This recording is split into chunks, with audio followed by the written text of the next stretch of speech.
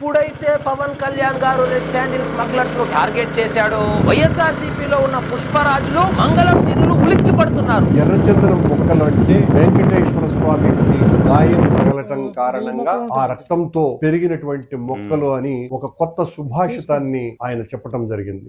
ఏంటి దీని అర్థం? కరుణాకర్ రెడ్డి గారైతే పవన్ కళ్యాణ్ గారికి ఎర్రచందనం గురించి ఏం తెలుసు, శ్రీవారి రక్తం నుంచి ఎర్రచందనం చెట్టు పుట్టిందా అని పురాణాలు మొత్తం అవపోసనం పట్టేసిన పీఠాధిపతిలాగా పవన్ కళ్యాణ్ గారిని ప్రశ్నిస్తున్నారు. తిరుమల స్థల పురాణం ప్రకారం ఎర్రచందనం చెట్టుకు పవిత్రమైన దైవ సంబంధం ఉంది. తిరుమలలో శ్రీ మహావిష్ణువు శ్రీనివాస స్వామి అవతారం ఎత్తినప్పుడు పద్మావతి దేవిని వివాహమాడినప్పుడు సాక్షాత్తు మహాలక్ష్మీ దేవి నన్ను విడిచి వేరే భార్యను వివాహమాడుతావా అని శ్రీనివాస స్వామితో గొడవ పడినప్పుడు రాయి శ్రీనివాస స్వామి తలకు తగిలి రక్తము నేల మీద పడి ఆ రక్తము భూమిలో కలిసి అక్కడ